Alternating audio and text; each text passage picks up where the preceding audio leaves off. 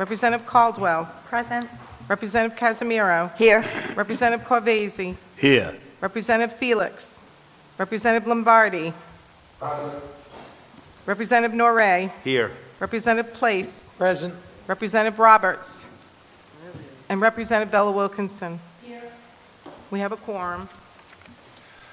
Okay, we've got 2 bills to vote on tonight and 3 bills to have hearings on. But welcome to the House Committee on Judiciary. It's Tuesday, May 18th, 2021, and we're in the House Lounge. We'll deal with the bills that we have to vote on first. The first bill is scheduled for consideration is House Bill 5184. And with the permission of the sponsor, I am going to pull that bill tonight, and it will return after I have an opportunity to review some fact patterns that might apply to that bill that has been brought to me by members of the council, the committee rather. Okay, the next bill is House Bill number 6155, sponsored by myself. It's an act related to criminal offenses, sexual assault. It eliminates the marital sexual assault exception when a victim is incapacitated, disabled, or helpless. I'd be happy to answer any questions, or are there any questions for the members of anyone else or the bill itself? If there are none, is there a motion for passage? I move passage. Second. Moved and seconded. I'm sorry. Roll call. Chairman Craven. Aye. First Vice Chair McEntee. Aye. Second Vice Chair Knight. Yes. Representative Agello. Aye. Representative Batista. Representative Bennett. Representative Caldwell. Aye. Representative Casimiro. Aye. Representative Corvaezi. Aye. Representative Felix. Representative Lombardi. Aye. Representative Norae. Yes. Representative Place. Aye. Representative Roberts. Bye, Julie. And Representative Bella Wilkinson. Aye. The ayes have it, Chairman. Okay, it passes to the floor. Next bill is those bills that are scheduled for hearing and/or consideration. Before we attend to the first bill, do I have a motion to hold all bills for further study? So moved. So moved. Oh, Roll call. Edie. Chairman Craven. Aye. First Vice Chair McEntee. Aye. Second Vice Chair Knight. Yes. Representative Agello. Yes. Representative Batista. Representative Bennett. Representative Caldwell. Yes. Representative Casimiro. Representative Corvaezi. Yes. Representative Felix. Representative Lombardi. Yes. Representative Norae. Yes. Representative Place. Nay. Representative Roberts. And Representative Bella Wilkinson. Yes. The ayes have it, Chairman. Okay, the first bill is sponsored by Floor Manager Edwards. It's an act related to Food and Drug Uniform Control Substantive Act, specifically offenses and penalties. It excludes the possession of fine. Oh, is it? Okay, I'll take your word for it. From those controlled substances that can result in a criminal penalty. Here he is. Thank you, Chairman, members of the House Judiciary Committee. They say you learn something new every day. I definitely learned how to pronounce buprenorphine. I also found out that buprenorphine is just another drug very similar to methadone.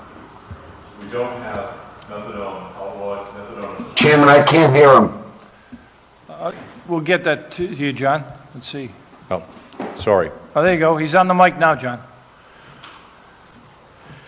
Buprenorphine, like methadone, is used for people who have opioid addiction or substance abuse issues. Like methadone, it should not be criminalized. People are using it to keep themselves from using worse, more detrimental opioids. Very, very straightforward piece of legislation. All we want to do is decriminalize the possession of buprenorphine. It is prescribed. People can get it at clinics. They should not be arrested for its possession outside of the clinic. People are not arrested for methadone. People should not be arrested for using and trying to become clean and maintaining their life through buprenorphine. Okay. Any questions for the sponsor? Yes, Edie. Yes, in my district, there are, and in the neighborhoods that I drive through, there are a couple of places that are clinics, and they have signs outside advertising that they have Suboxone. Is that another name for buprenorphine? Yes, it is. Okay, thank It's you. also called Butrans, I believe, another pharmaceutical name for it. Okay. So, Mr. Chair? These pharmaceutical companies are great with coming up with these insane names for just drugs, so that they will appeal to people and they'll take them. Floor manager, I am under the impression, and I'm hoping you can confirm it for me, that buprenorphine and Suboxone and the like substances do not induce a high, but when used properly, soothe the cravings that come along with opioid addiction. Is that true? I think That is it correct. It's very much like methadone. Methadone takes the edge off. People don't have the desperate need to get high. They do not get you high, but they are mild opioids. Right. So if this bill passes, we will not be decriminalizing a drug that can be used as an intoxicant. That's correct. Yeah. I think it's a good bill. Thank you. Thank you. Any other questions of the sponsor? Well, I learned something today as well, that I cannot pronounce the name buprenorphine. So I'll be working on that and get back to you tomorrow. Oh, thank you, Chairman. Thank you very much for your time. Thank you. Thank you for your testimony. Okay, that ends testimony on House Bill 6328, which brings us to the second bill of the night, 6329, sponsored by Chairman Casey. It's an act related to motor and other vehicles, accidents, and accident reports. It requires the motor vehicle accident report be transmitted by law enforcement agency or their contact agent within 14 days of preparing the report to the Department of Transportation. Chairman Casey. Good evening, Chairman. Thank you, honorable committee members, for allowing me to testify this evening. House Bill 6329 it's a good consumer protection bill. What it does is it will clearly delineate in law the distinction between privileged motorist reported accident information and police reported accident information. It will ensure that personal information as defined in 11-49, Chapter 3-3, and associated with crash reports shall be privileged and only accessible by involved parties to the accident, their insurer, and their legal representatives. This will also advance and further the already protective policy discussion with the Department of Transportation and the Governor's Office in making vehicle and event information from crash reports available.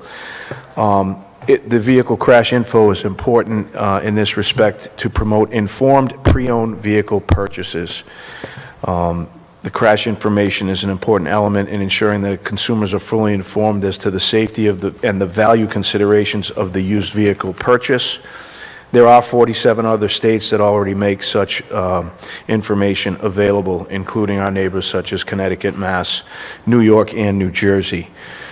So, understanding the number and severity of damage events that a vehicle has sustained will help protect the consumer from both overpaying for a vehicle and from purchasing a vehicle that has not been properly repaired. With little or no growth in household income in the last year, and the used vehicle purchase prices rising as much as 10% over the last year, used vehicle consumers cannot afford to be stuck with repair costs associated with prior damage events that they were not aware of at the time of purchase. And with the significant growth in the for sale by owner segment of the used vehicle marketplace, possessing a complete history of the vehicle, including the information on any accidents where an airbag may have been deployed, is vital to combat non-reputable actors who seek to take advantage of our underprivileged purchasers. So this is an extremely good consumer protection bill. and I urge passage. I can try to answer any questions if you like. Thank you very Any questions much. of the sponsor? Dave? This is pretty much just allowing something like a Carfax or something like that to Get get the access to the Carfax. reports? Okay. Yes, All right. yes. Thank you. Any other questions? Yes, Tom? So, thank you. Quick question, Representative. What's the penalty if it's not sent over in the 14 days? At this point, I'm not sure if it delineates that there is a penalty.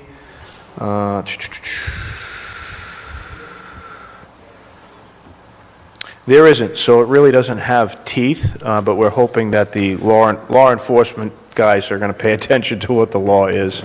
I believe there is somebody going to testify virtually for us, so they may be able to answer that question if there is anything involved. I cannot see it written in the new statute, the way we're going to write it, that there is a penalty. No.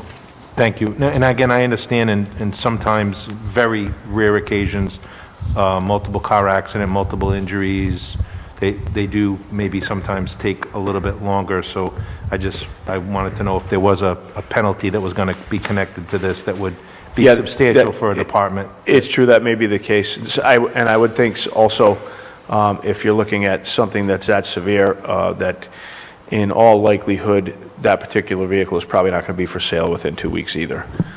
That's just my assumption. Absolutely. Thank you. Mr. Chairman? Yes. For Second Vice Chair, Jason Knight. Thank you. It's my understanding, the 14-day thing is it's a guide for the police departments, and it is used as an outer limit on a penalty that applies to the driver, because when there's an accident, the driver is supposed to file the accident report, or at least call the police, and the police often, as you know, do the report for the driver. So I think that's where the 14 days comes into play.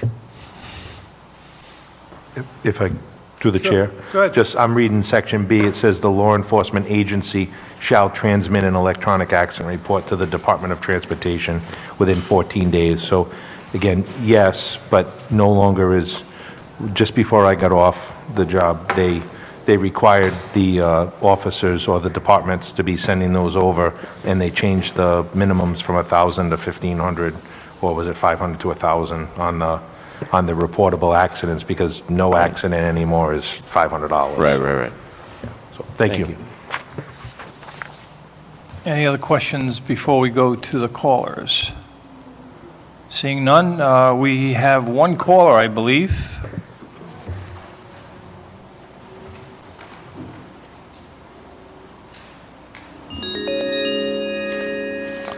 Good evening. You're on the air. You're testifying on Chairman Casey's bill, and you're free to testify. Hello? Thank you, Mr. Chairman. Good evening. Madam Vice Chair McEntee, Vice Chair Knight, good evening.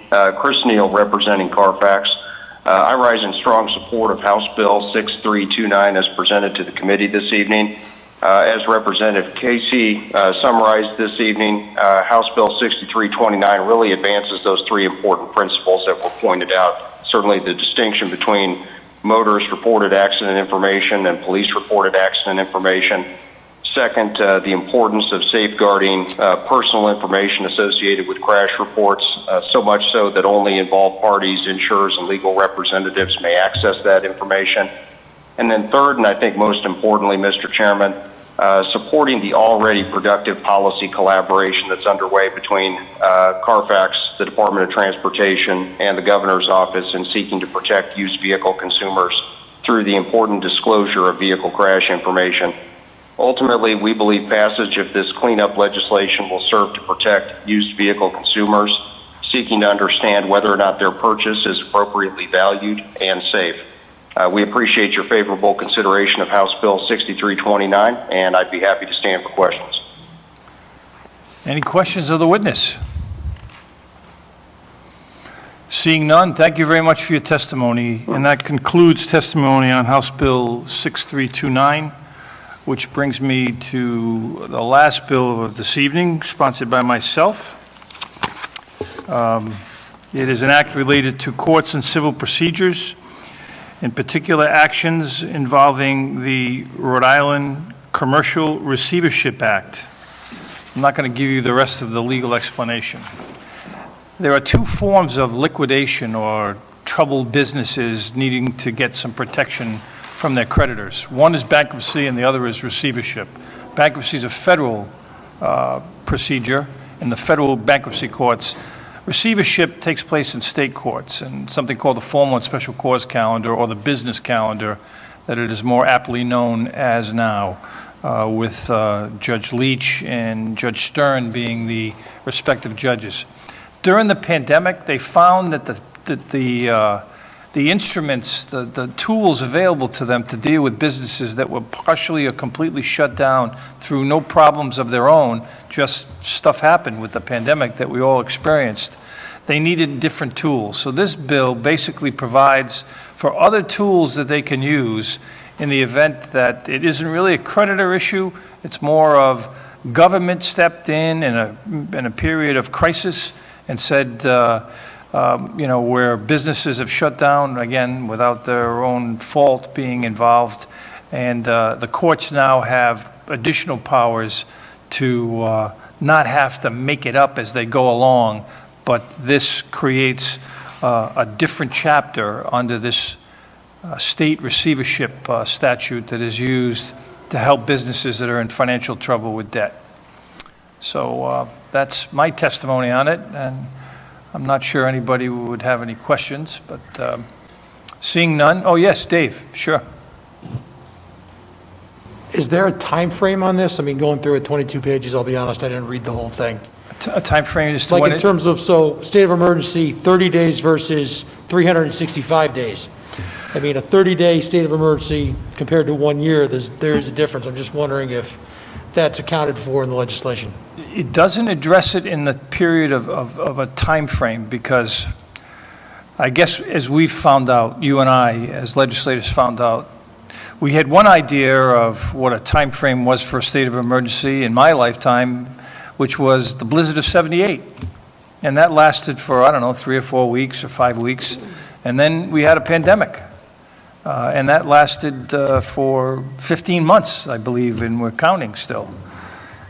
So there would need to be the flexibility for the court to say, if this problem is defined in the definitional aspect of this, that through no fault of their own, governmental powers, police powers take over, there's a slowdown, a shutdown of their business or the kind of business that they do, or all businesses in this instance of a pandemic, and the courts can now react and say, you can't shut the place down, you can't cut off their food supplies, you can't do this, you can't do that.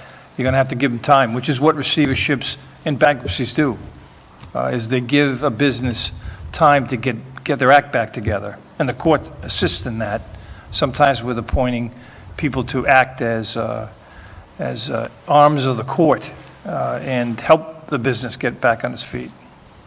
So no, it doesn't have that closed window that you're looking for, because it was designed to react to something that I just gave you 2 examples of. One was short and one was really long.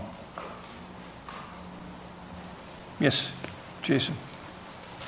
I also didn't go through it with a fine-tooth comb, but is the intent here to create like a second kind of receivership? We have normal receivership. Yep. And this would just be specifically for the situation where there's a declaration of emergency and a substantial decline in revenue. Yeah.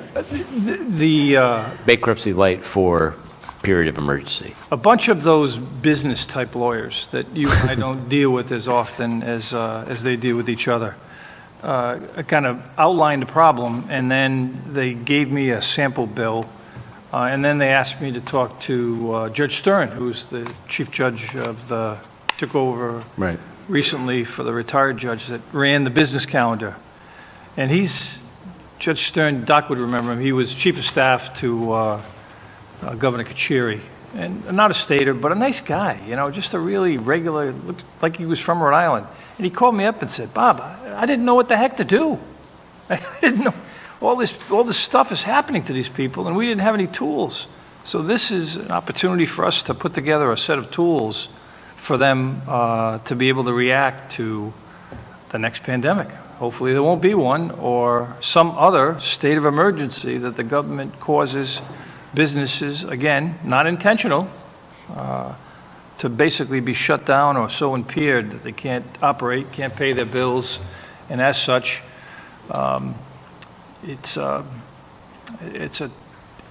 well, we now know that in my lifetime, it was inevitable that problems would happen from the blizzard of '78, and we now know it's inevitable that problems happen from a pandemic. So there'll be another one that is an inevitable that I can't describe to you right now, nor can I describe its length, but it's coming, because life is life, and you got to deal with it, so. Great. Thanks. Thanks. If there are no other questions, do I hear a motion to adjourn? Motion. Moved and seconded. All those Aye. in favor signify by saying aye. Aye. Opposed, nay. The ayes have it.